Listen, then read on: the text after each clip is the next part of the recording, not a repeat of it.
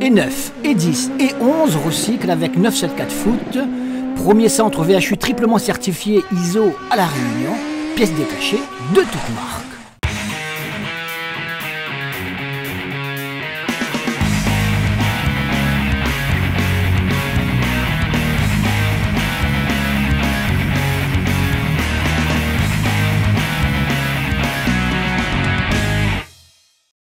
Bonsoir et merci de nous accompagner pour cette nouvelle émission sur le football réunionnais. Que s'est-il passé ce week-end à l'occasion de la 6e journée du championnat? Eh bien, on va vous en parler avec de belles affiches. Non pas des surprises, mais surtout des confirmations qui vont peut-être, là, vous surprendre. Mais on va parler de tout cela, vous qui ne connaissez pas forcément ce qu'est ce football réunionnais. De tout cela, on va en parler avec notre invité du jour. Il s'agit d'Éric Faro. Éric, bonsoir. Bonsoir. Éric n'est plus sur un terrain de football cette année en tant que joueur. Vous avez définitivement raccroché? Oui, ça y est, c'est définitif depuis le début de l'année où j'allais à reculons aux entraînements. Donc du coup, voilà, je me suis dit, par rapport à ma nouvelle activité professionnelle aussi, qui demandait pas mal de temps, j'ai décidé de raccrocher les crampons. Après combien d'années finalement? Vous avez commencé à quel âge? Oula, j'ai commencé à Tamponnaise, j'avais 8 ans déjà, et puis à jouer en D1, je devais avoir 18-19 ans. 18-19 ans. On va un petit peu retracer, non pas l'ensemble de votre carrière, il nous faudrait pour cela plusieurs émissions, et puis chercher plein d'images que nous n'avons pas forcément. Et on va surtout parler, pour l'instant, donc, de ce qui s'est passé ce week-end. Il était sur un stade, non pas comme joueur, mais comme consultant, donc avec nos amis d'Azot Radio, c'est ça? Oui, c'est bien ça, ouais. C'était plaisant, et on a passé une très bonne après-midi avec un très bon match. Excelsior Jeanne d'Arc, c'est ce que je vous propose, donc une victoire de la Jeanne d'Arc, donc le leader de ce championnat, qui a déjà fait un très bon résultat et gagné contre la Saint-Pierroise, contre le Saint-Denis Football Club, bon résultat également, et là contre un autre prétendant au titre, l'Excelsior, qui plus est au stade Raphaël Babé, il fallait le faire, et bien ils l'ont fait, les Portois. Le grand format de cette émission, Excelsior Jeanne d'Arc, on y revient juste après.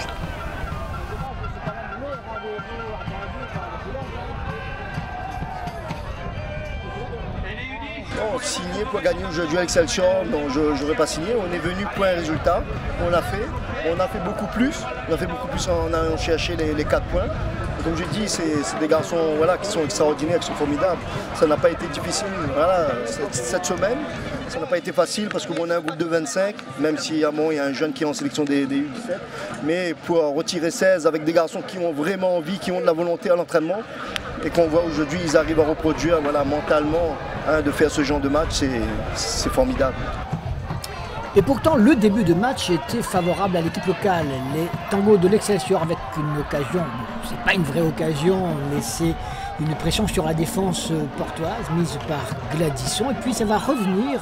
Cette fois, c'est Chénine qui est côté gauche. Bon débordement centre pour une reprise totalement ratée au milieu de plusieurs joueurs. Donc encore une fois, une occasion qui ne va pas au fond. Pendant ce temps, les minutes s'écoulent. La Jeanne se place, tient bien le coup. C'était dans cette intention visiblement que Jean-Marc Tréport avait préparé ses joueurs. Regardez cette autre occasion pour l'équipe de l'Excelsior. Et à ce moment-là, ils doivent se dire, bon, c'est peut-être pas notre jour. Et bien ils ont raison, malgré encore une fois, et on va le voir, c'est la 4e occasion en l'espace d'un quart d'heure. Et à nouveau Gladysson, mais cette fois c'est Grégory Posé qui s'interprète. On a le ballon. Derrière, on fait une erreur technique terrible. Et après, on fait un penalty. Donc, c'est même pas une occasion de but qu'ils ont, c'est nous qui inventons le penalty. Donc, on s'est suicidé. Voilà, on va dire que c'est un suicide. On s'est suicidé. Le Jeanne d'Arc n'était jamais venu. Ils étaient organisés pour nous contrer. On est allé inventer un penalty. Je ne dis pas qu'il n'y a pas penalty. Voilà, je dis que c'est nous qui provoquons le penalty alors qu'on a le ballon dans les pieds. Voilà, donc ça dénote le fait que, après, comme je vous dis, c'est vrai qu'on a essayé de jouer, d'appliquer notre jeu, même si on est loin de ce qu'on peut faire. Mais après, il faut marquer aussi. 29e minute, ce coup franc pour l'équipe portoise, ballon renvoyé par la défense de l'Excelsior, ballon qui reste tout de même pour l'équipe portoise.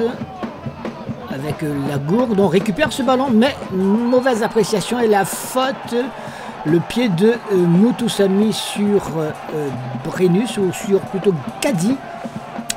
Et le penalty donc sifflé par l'arbitre. petite séance d'intimidation de la part de Bovary. Louis Bovary face au tireur Lagourde. C'est le tireur par tenté de cette équipe de la Jeanne. Il tire à gauche généralement, à sa gauche à lui. Mais cette fois, il va tirer à droite. Il avait déclaré dans notre émission il y a 3 semaines qu'il tirait toujours du même côté de l'autre. Louis Bovary a dû voir cette émission. Il est parti du bon côté, sauf que Lagourde, plus malin, a tiré du côté droit et le prend donc à contre-pied pour le premier but de cette rencontre.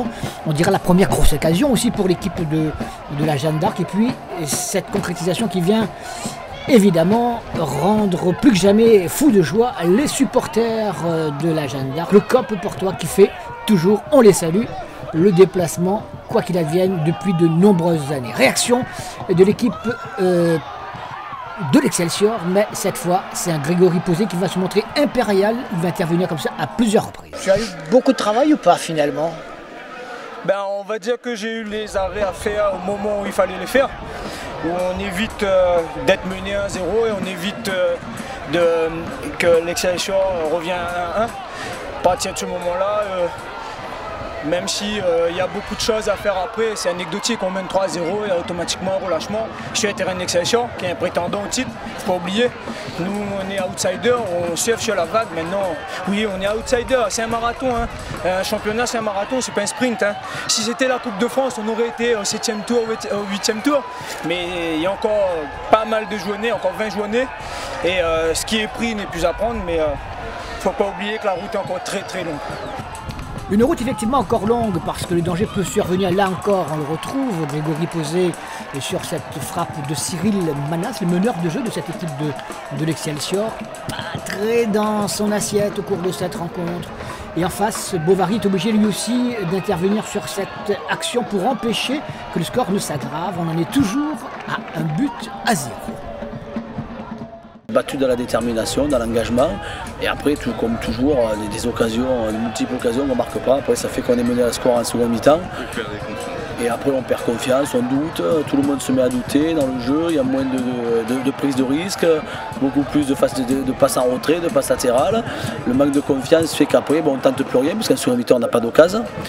Et puis après on se fait punir par une grosse erreur défensive et puis après le match est fini. Mais ce qui est gênant, c'est le manque de détermination, d'abnégation. Voilà. Et surtout le manque de sérénité parce que c'est la 5-6e journée, on a l'impression que les joueurs jouent avec le trouillomètre à 0. Voilà, quand on a un gardien, je prends l'occasion de Marc Dorilla, ce gardien est couché par terre, il tire dessus, il se précipite, il n'a pas à se précipiter, il addisonne, voilà, on manque trop de précipitation, manque de sérénité. Mais surtout, c'est surtout dans l'engagement qu'on a été battu. Cette équipe, elle s'est battue, elle s'est accrochée, elle a gagné tous les duels. Et en football, quand tu gagnes les duels, tu gagnes le match. On l'a vu, ce but refusé pour une position de hors-jeu initialement à la main du défenseur portois avec un Ludovic Lagourde, métronome de cette équipe portoise qui a encore une occasion là. Et c'est Bovary qui s'interpose. Donc ces actions, ces contre-portois devraient servir d'avertissement. Regardez, et finalement à la 80e minute, cette balle jouée en retrait par Sophie pour Dimitri Brennus. Et ça fait donc 2-0 à 10 minutes de la fin. Le leader portois prend ses aises, assomme littéralement un adversaire qui n'a pas su saisir ses chances, qui s'est un peu effondré et s'est un peu enfoncé au fur et à mesure dans un quasiment no-match. Tu vas nous dire, il ne faut pas s'enflammer. Il ne faut pas s'enflammer, je répète à chaque critique de match, il ne faut pas dormir sur l'oreiller, c'est une remise en question perpétuelle. On n'est que seulement au début du championnat, en championnat est encore long, beaucoup de choses peuvent arriver, mais il faut rester concentré, il faudra rester solide, voilà, tout au long du championnat. Les Portois, après ce deuxième but, vont continuer le feu d'artifice avec un troisième but d'anthologie. Ça part de Grégory Posé avec une longue balle, non pas balancée n'importe comment, mais sur la tête de Ludovic Lagourde qui prolonge pour, regardez ce magnifique but de l'Aindry. Miranville venait de rentrer quelques minutes plus tôt. Une frappe de demi-volée en pleine lucarne des buts de Louis Bovary.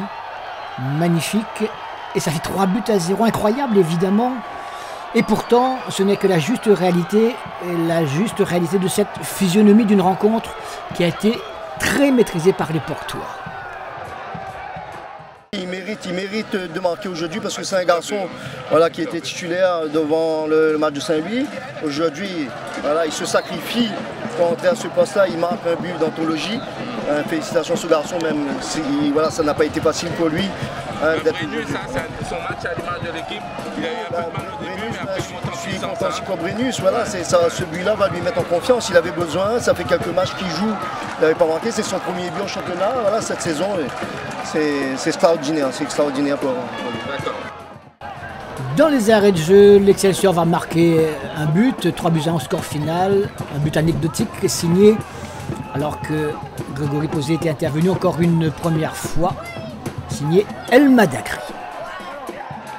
Non, inquiet non, je dirais, bon, on est encore à la 6e journée, il y a encore beaucoup de choses à faire. Et c'est vrai qu'aujourd'hui, la Jeanne d'Arc, elle en voulait le plus. Et c'est l'équipe qui en voulait qui a gagné, quoi. Nos joueurs, ils étaient à côté de la plaque, totalement, pas d'envie, pas d'agressivité. C'est bizarre, je ne sais pas s'ils sont fatigués.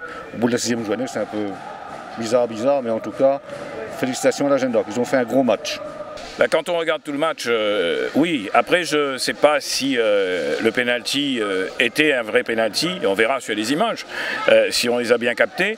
Mais ce que je veux dire, c'est qu'on ne peut pas être assommé par un coup du sort. C'est le deuxième après Sainte-Marie, etc. Et estimer que c'est sur ça qu'on perd. On avait une équipe de mort de faim en face de nous cet après-midi. C'est les Portois, ça fait plaisir. Et je les félicite, très franchement. Je les félicite son maire que j'avais invité mais qui ne pouvait pas venir, mon ami Olivier. Mais je félicite aussi Jean-Max et toute l'équipe portoise qui réalise un très bon travail, une très bonne prestation depuis le début de saison. Et s'ils sont leaders, c'est amplement mérité. Nous, on a été fébriles. On a été très fébriles. Ça dénote peut-être un problème psychologique. Après, il faudra analyser, tirer les ressorts possibles. Mais je crois que si on laissait l'énervement s'exprimer, bah, il faudra que certains se remettent vraiment en cause. Il y avait un adversaire vraiment de qualité. Voilà, comme j'ai dit, c'est pas notre meilleur match depuis le début du championnat, mais bon, on a été solide, on a été costaud. Pas le meilleur match dans le contenu? Dans le contenu, oui, parce que bon, comme j'ai dit, on était un petit peu embêtés par le vent, on n'arrivait pas à poser notre jeu. C'est des garçons qui ont des qualités techniques, et quand on commence à balancer, on est mauvais. Mais quand on a du mouvement et on s'applique techniquement, ça cause des problèmes à l'adversaire. On peut dire que vous avez été battu par plus fort que vous aujourd'hui? Quand tu gagnes 3-1, que tu es premier, c'est que tu es plus fort. Voilà, les chiffres parlent d'eux-mêmes. Après, on verra sur la saison qui est plus fort. Mais le bilan de la 6e journée, on peut dire que oui, ils sont plus forts que nous. Ils sont plus forts que nous. Une victoire qui ne souffre d'aucune discussion, vous qui avez assisté à cette rencontre. Alors, on a noté que certains leaders saint-joséphois n'étaient pas dans un bon jour. Allez, ça arrive. Était-ce dû à une méforme, à des problèmes, ou alors au dispositif mis en place par Jean-Marc Stréport avec son équipe portoise? En tout cas, c'est les questions que tout le monde se pose quand on voit le début de championnat de l'Excelsior.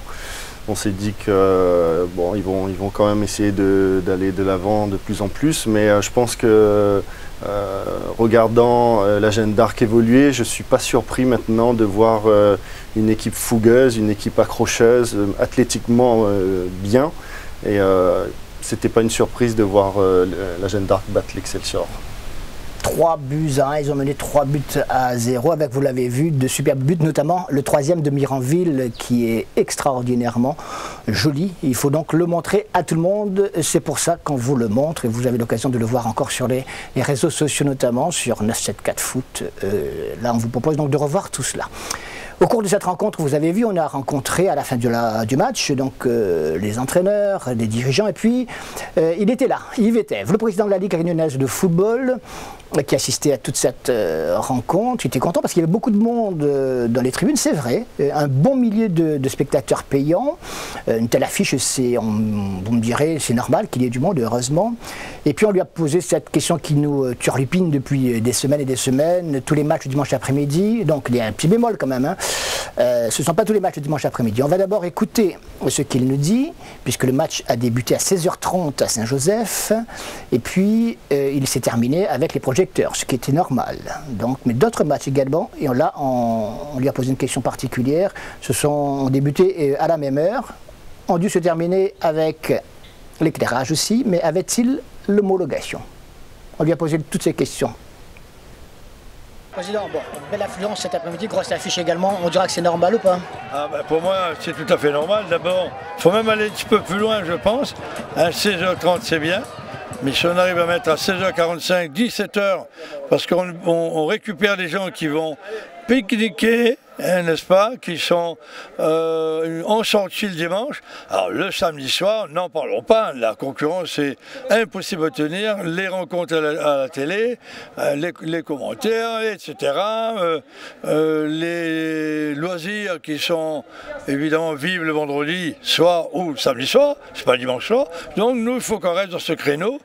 Et puis, deuxième chose, il faut aussi que les conditions de sécurité soient assurées en ce qui concerne les rencontres en nocturne. Parce qu'il y en aura quand même des matchs, pas des affaires. On exclut, on ne ferme rien du tout. Si le club recevant a les installations dont la vérification par un organisme compétent, agréé par les instances, dit que le terrain est réglementaire en éclairage de terrain, en éclairage de tribunes, qui doivent être indépendants des poteaux et des poteaux d'éclairage. Les éclairages de vestiaires, encore indépendants avec un éclairage de secours. L'entrée du stade et le parking, donc à partir du moment où on a tout ça qui se trouve être réglementaire, nous n'exclurons pas à la demande des clubs, en été de préférence, hein, quand il fait très chaud, de mettre 1 ou 2 matchs, 3 matchs, suivant les possibilités, avec la commission. À partir du moment où ils feront... C'est la commission qui verra tout ça. Pour l'instant, on se parle, il n'y a que Saint-Joseph qui est aux normes. Oui, Saint-Joseph a fait son premier match. Hein, il n'était pas... nous n'avions pas les documents, on s'est basé sur les documents, comment dirais-je, des années précédentes. Et on a envoyé un courrier à toutes les municipalités pour qu'ils fassent vérifier. Alors, la commission me semble me dire, parce que moi je ne suis pas dans toutes les commissions, semble dire que ils ont le document, donc ils peuvent jouer à 16h30, et après il faut qu'on vérifie tout ça pour... Là, vous me dites que Saint-Denis n'a pas encore ce rapport, ils ont joué à 16h30 aussi, là, dans la nuit, termine de la nuit. Ah, je ne sais, au moment où je vous parle là, je ne sais pas si vraiment ils ont les documents en question. Il va falloir qu'ils le donnent. Si jamais la commission met un match et que ce n'est pas aux normes au niveau de l'éclairage, elle prend là une grave responsabilité, y compris de l'administration de la Ligue d'ailleurs. Donc j'espère qu'ils sont conscients de ce qui pourrait se produire en cas de pépin. On va vérifier. Ah oui, évidemment, on va vérifier tout cela comme d'habitude. Hein. Alors je pense qu'il faut revenir à nos sources. Et puis, je dis, je n'exclus pas à partir du moment où c'est réglementaire. Voilà, on y va. C'est vrai qu'à Saint-Paul, à Saint-Pierre, à l'époque, Saint-Pierre a plus d'éclairage. À Saint-Paul, il y a quand même un éclairage surpuissant. Hein, il faut voir si toutes les choses à côté sont normales. Saint-Denis aussi est au-dessus des normes. Le tampon est au-dessus des normes. Mais il faut quand même qu'on ait le document en main. On ne va pas évidemment vérifier si les Dionysiens avaient l'homologation, ce n'est pas notre affaire à nous. Toujours est-il que vous avez entendu le président de la commission, Rosaire Morisco, en tout cas il l'a déclaré au micro, vrai ou pas après un coulisses, ça c'est une autre histoire. Donc on verra si les Dionysiens avaient effectivement la possibilité d'allumer et de disputer une partie de cette rencontre face à la Saint-Pierroise en nocturne. Éric Ferraud, vous qui avez donc joué dans plusieurs clubs à La Réunion, vous avez joué le soir, vous avez joué les après-midi. Il y a une vraie différence que de jouer en nocturne ou l'après-midi sous un chaud soleil, en tant que joueur? Oui, bien sûr, en tant que joueur, c'est sûr que les conditions sont idéales quand on joue le soir. On a plus de combat physique parce que quand la chaleur vous tient, c'est plus compliqué. On a un petit peu on donne pas tout. Si, on donne tout, mais c'est plus difficile avec la chaleur. C'est plus compliqué, on a plus de déchets techniques et ça se voit encore plus au niveau amateur. Donc c'est vrai que ça attire plus de monde, je pense, le dimanche. Mais le samedi soir, pour les joueurs, je pense que c'est mieux, bien évidemment.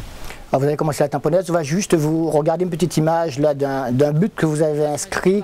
Vous jouiez à ce moment-là à la Saint-Pierroise et vous aviez obtenu un pénalty. Enfin, votre équipe avait obtenu un pénalty, c'était face à la tamponnaise justement avec Michael Tsenton dans les buts. Vous voyez ces images.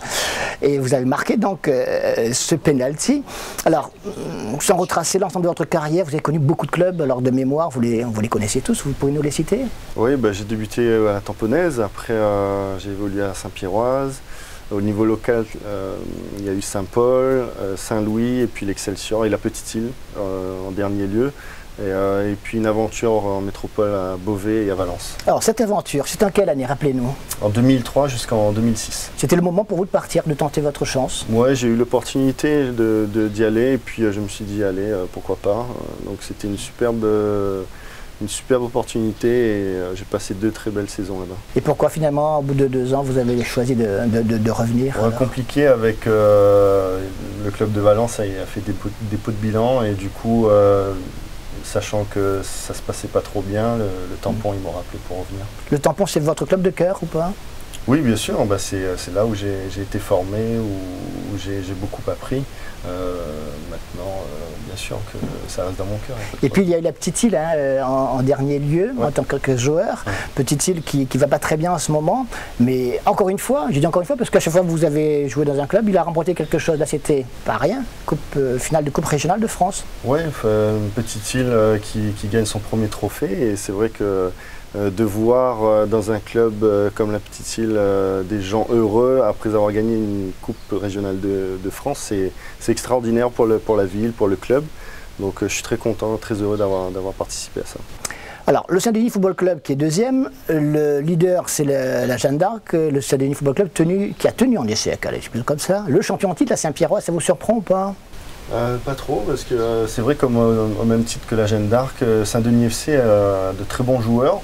Après, Saint-Pierre a vraiment du mal à démarrer le championnat, mais c'est très bon pour la suite du championnat, ça mettra un peu plus de piment. Absolument, je crois que c'est un championnat qui sera très ouvert, il est loin, très loin d'être fini. Alors Saint-Denis Football Club Saint-Pierroise, les meilleurs moments de cette rencontre tout de suite étaient au stade de l'Est Jean-Yves Oula. Oh, ça reste mitigé, c'est vrai qu'on a fourni pas mal d'efforts ce soir. Où on a posé, je pense, pas mal de problèmes à Saint-Pierre et on a su démontrer qu'on était largement à la hauteur de Saint-Pierre également. Maintenant, il est vrai, avec un peu plus d'efficacité, un peu plus de réussite aussi, ça aurait pu être mieux et on aurait pu se mettre à l'abri un peu plus rapidement. Non, on ne va pas cracher sur les 2 points non plus, ça reste quand même un bon résultat face à Saint-Pierre. Maintenant, à nous de gommer ces petites imperfections qui fait que on peut à un moment donné lâcher prise d'une et d'autre part pouvoir accentuer au niveau des buts pour pouvoir être plus tranquille, plus serein sur les fins de match. Un lucide résumé de cette rencontre de la part du gardien dionysien, une équipe dionisienne qui passait en fait un très bon test face au champion titre, alors qu'ils auraient peut-être espéré accueillir la semaine dernière, mais comme il n'y avait pas de match de première division, en tout cas c'était l'occasion pour eux de montrer ce dont ils étaient capables. Un coup d'envoi donné par la députée Erika Barrage et une première occasion pour l'équipe dionisienne, suivie d'une deuxième. Regardez celle-ci tout d'abord, avec Assoumani qui frappe sur le gardien Mathieu Pelov, qui était bien placé, c'est vrai. Mais c'est donc un premier avertissement pour l'équipe et les défenseurs saint-pierrois qui ratent un petit peu leur sortie là. Et cette main que vous allez voir involontaire incontestablement, mais qui dévie la trajectoire du ballon, voilà. La main et le penalty de l'arbitre qui, placé comme il était, ça ne pouvait pas lui échapper. Et joliment tiré par Romain Chelbon. Les Dionysiens mènent par 1-0. On est juste avant la mi-temps de cette rencontre. Une première mi-temps maîtrisée par l'équipe dionysienne face à une équipe saint-pierroise qui, à nouveau, se met en proie au doute. On veut parler de contre-performance dans le sens où on a eu quand même pas mal d'actions de Saint-Denis FC cet après-midi, même si on termine à 1 partout. Oui, mais là on recommence un petit peu contre la Tamponnaise, on mène 2-0 et la première mi-temps on fait une belle première mi-temps et la deuxième, je sais pas, les jambes, je sais pas, franchement ça fait deuxième match qu'on passe à peu près à côté de la deuxième mi-temps. C'est dû à quoi? Franchement, je sais pas. On va pas mettre le tort aujourd'hui sur nos attaquants, mais bon, ils ont eu plein d'occasions. Mais de toute façon, moi je dis, quand on perd, c'est le collectif. Quand on fait match nul, ça va rester le collectif. C'est un sport d'équipe. Et pourtant, au retour des vestiaires en cette seconde mi-temps, les Dionysiens vont s'offrir pas moins de 2 belles occasions. Ils continuent à faire pressing sur cette défense saint-pierroise qui a un petit peu de mal à s'en sortir. Ce coup de tête victorieux et finalement de Andy Permal et finalement sanctionné d'une faute préalable, d'un hors-jeu probablement, qui empêche donc ce score d'évoluer. On en est toujours à 1-0. On commence à s'inquiéter, à voir un petit peu ce chronomètre tourner, d'autant que les Dionysiens vont se créer de véritables occasions. Regardez Babas côté gauche, Babas en très grande forme depuis quelques semaines. Ce coup de tête victorieux, non, ça passe à côté des buts de Mathieu Pelops. Donc de nouveaux avertissements pour une équipe saint-pierroise qui n'attend que le déclic pour pouvoir se sortir de cette impasse, on dira. Et cela va se venir à la 74e minute à la suite de cette ouverture côté gauche en direction de Jean-Michel Fontaine. Puis cette faute sur Alexandre Loricourt, une faute et un peu d'énervement. Il a tort parce qu'il va perdre de sa concentration. Il a droit même en plus à un carton jaune. Et ce coup franc tiré par Alexandre Loricourt va mettre en difficulté Château, le gardien dionysien, mais qui va parvenir à repousser cette balle. Malheureusement pour lui, ses défenseurs, eux, étaient un petit peu distraits.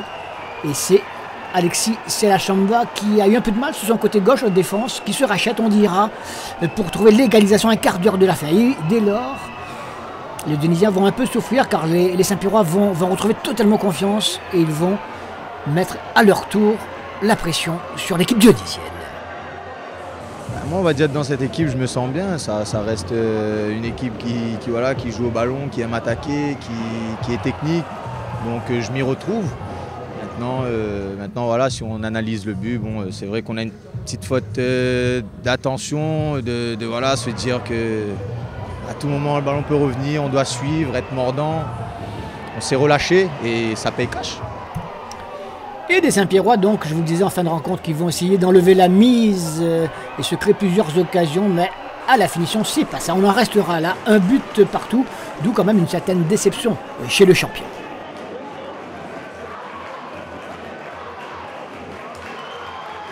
Résultat satisfaisant, vu de la physionomie du match? Non, résultat satisfaisant, je ne dirais pas ça, mais parce qu'avec l'équipe qu'on a, on doit bien voyager. Mais bon. Il y avait une belle équipe, il faut le dire. On avait opté pour un fin de match à notre faveur. Ça a failli marcher, puisqu'on avait un banc de qualité exprès. Parce qu'on savait Saint-Denis baisser pied en deuxième mi-temps. D'où le changement tactique à la mi-temps? Oui, bien sûr. Et comme en première mi-temps, il nous manquait de détermination. Donc voilà, c'est un peu dommage. Dommage pour le classement aussi? Oui, mais le classement, on aura le temps. Je pense que rien n'est joué. On a encore notre chance dans ce championnat. Ben, il faudra jouer autrement en tout cas et essayer de faire mieux. Voilà, donc une Saint-Pierroise qui se reprend mais qui n'a pas réussi à empocher cette victoire alors que les Dionysiens, vous l'avez vu, ont effectué une bien belle prestation. L'ensemble des résultats de cette 6e journée et le classement.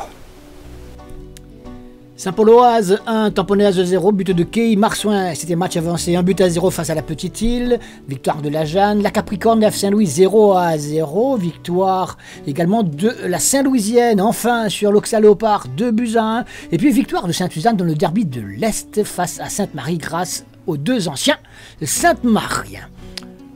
Au classement, la Jeanne d'Arc caracole en tête avec 5 points d'avance sur le Saint-Denis Football Club. L'Excelsior et la Saint-Pierroise sont ex-aequo à la 3e place avec 15 points. Remonte très rapidement l'équipe de Sainte-Suzanne, la Saint-Pauloise également. Alors que tout en bas, c'est la Petite Île qui ferme la marche, mais on n'en est qu'à la 6e journée du championnat. Allez, un petit mot de la 2e division, tout de même, qui a commencé son championnat aussi il y a quelques semaines. On va faire un tour du côté du SDEFA, non pas pour vous parler de sa nouvelle victoire 4-0 sur Belmen-Cano. Elle est 2e, cette équipe du SDEFA au classement actuellement. C'était un des favoris pour remonter en première division, alors que c'est le FC Parfum qui est le leader dans cette poule A. Alors, le SDEFA, par l'intermédiaire du président Gérard Grondin, nous parle de la bascule qu'il y a eu entre l'élite et la sous-élite aujourd'hui pour son équipe. On revient à des fondamentaux. Allez, interview. On peut penser après quelques journées de championnat, vous seriez premier. Vous n'êtes pas premier, mais vous n'êtes pas loin, c'est vrai. Mais ça veut dire qu'il y a encore quand même de la concurrence. Du coup, nous, on est parti dans l'état d'esprit, on a dit plaisir, progression. Le résultat, ça va venir après. Donc pour l'instant, on ne fait pas attention ni au classement, ni on ne parle pas de montée ou quoi que ce soit.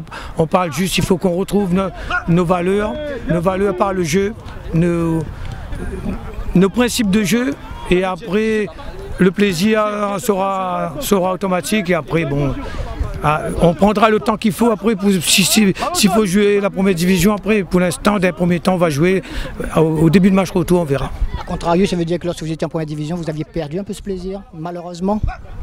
Oui, l'enjeu, il y a beaucoup d'enjeux en première division. Bon, il faut reconnaître qu'il y a une pression beaucoup plus forte sur l'enjeu. Ça veut dire que ça déteint sur les joueurs, ça déteint sur l'encadrement, sur tout le monde. Et on s'est piqué à ce jeu-là, on est tombé dans le travers de ce jeu. Voilà. C'est inévitable, ça. Non, c'est évitable ça, on aurait dû rester nous-mêmes. On aurait dû rester nous-mêmes. Dans la poule sud de la Rivière Sport, un petit peu de mal en ce moment, elle est avant-dernière au classement, elle a réussi un match nul à l'extérieur. Avant de vous en parler, je me retourne à nouveau vers mon invité, Éric Faraud. Éric Faraud qui a joué au COS Saint-Pierre en deuxième division également il y a quelques années. Un choix de cœur, là je crois pas, peut-être pas, mais un choix obligatoire par rapport à vos obligations que vous aviez par ailleurs, non? Non, après c'est vrai qu'à l'Excelsior, j'ai fait le temps qu'il fallait. Bon, on m'a approché au COS Saint-Pierre, j'ai discuté avec le président et puis ça s'est fait naturellement. J'ai passé une saison et demie avec des joueurs au niveau de la deuxième division que je connaissais pas, et c'est vrai qu'il y avait pas mal de jeunes et c'était une belle aventure quand même humaine. On aurait pu accéder à la première division si on a été un peu plus régulier, surtout sur la fin. Mais bon, ça reste une bonne expérience. Et ils sont pas mal en cette saison 2018 là. Ils ont bien démarré, ils sont deuxième actuellement et pourvu que ça dure. Alors la Rivière Sport, je vous en parlais, Jean-René Saoudin, le coach, nous parle un petit peu du renouveau de son équipe qui a connu quelques difficultés il y a 2 ou 3 ans de cela. Avec quel état d'esprit s'est présenté cette saison dans ce championnat, d'abord, d'une façon générale, dans cette saison, tout simplement? Nous, cette saison, c'est stabiliser encore une année l'équipe première. Essayer d'atteindre entre la 5e et la 3e place serait bien pour nous. Dans l'optique de l'année prochaine, d'être mieux, quoi. D'être mieux, ça veut dire monter en première division. Hein. C'est ça, l'autre année. Je pense qu'on sera plus près. Cette année, il nous faut encore un an. Pour avoir les joueurs. Surtout, on a beaucoup de mutés, on est à peu près 20-24 mutés là, c'est beaucoup. Parce qu'on a encore au moins 3-4 jusqu'à mois de juin, quoi. Dès que mois de juin, je pense qu'on sera un peu mieux, on pourra récupérer ces gars-là, plus les nouveaux joueurs. Je pense que l'équipe sera mieux. De la deuxième division locale, un petit mot, Eric, sur nos représentants, nos créopolitains qui évoluent au niveau national, voire international. On va commencer par le porte-drapeau Dimitri Payet, qui connaît une excellente période en ce moment. Alors, sera-t-il retenu par l'entraîneur de l'équipe de France pour la Coupe du Monde? Tout le monde croise les doigts. Ici, mais également en métropole au niveau des observateurs neutres, qui ne comprendraient pas, qui n'y soient pas. C'est lui qui a été désigné comme le meilleur joueur de ce nouveau tour, de cette demi-finale de Coupe d'Europe. Ça vous plaît, cette réussite? Oui, bien sûr. Quand on voit ce garçon évoluer à un tel niveau, on peut être que fier de lui. C'est sûr. Il a eu un petit passage à vide, mais je pense qu'il réagit de la bonne manière. C'est sûr qu'on attend tous Dimitri Payet en équipe de France. Maintenant, on va croiser les doigts pour qu'il y soit. Guillaume Moirot effectue également. Guillaume Moirot qui lui joue au Young Boy de Berne en Suisse, qui est champion. Allez, ça y est, maintenant officiellement, mathématiquement, ils sont les champions. Il a encore marqué ce week-end. Lui également, beaucoup de respect par rapport à son parcours. Il fait une saison extraordinaire. Ça aussi, ça force l'admiration, j'imagine. Bien sûr, Guillaume, je le connais un petit peu, et c'est vrai qu'il a un gros mental, c'est un bosseur et un gagnant. Maintenant, je ne suis pas surpris qu'il revienne au devant de la scène, et quand on le voit gagner ce titre de champion, on peut être que fier de lui. Alors lui aussi, on lui souhaite plein de choses encore, de très belles choses. Alors, en conclusion, Eric, vous avez quitté le football. On peut savoir ce que vous allez faire? Oui, je suis propriétaire d'une boisson énergisante. Du coup, ça me prend beaucoup de temps et je suis autant passionné dans ce domaine que je l'ai été dans le foot. Et Et donc j'espère que ça se passera bien. Bon, on vous le souhaite en tout cas professionnellement de réussir comme vous avez réussi dans notre football. Le programme de cette 7e journée du championnat, donc le week-end prochain avec le classique Saint-Pierroise Saint-Louisienne, AF Saint-Louis et Sainte-Marienne, Auxalopard Excelsior, Petite-Île Saint-Pauloise, Sdefa Sainte-Suzanne, Tamponnaise Capricorne et Jeanne d'Arc Marsouin. De tout cela on vous en parlera juste après, le lundi soir à 19h30 et le mardi à 19h45. Passez un excellent week-end. Merci Eric de nous avoir tenu compagnie. Plein de bonnes choses encore à vous, à tous vos proches, à tout ce que vous aimez. Et un dernier petit mot sur le football réunionnais. Qu'est-ce que vous lui souhaitez, d'une façon générale? Beaucoup de spectacles, beaucoup de buts et que pourquoi pas champion puisse changer cette année. Allez, on verra tout cela donc dans quelques semaines, voire quelques mois. Excellente semaine et à très bientôt. Salut.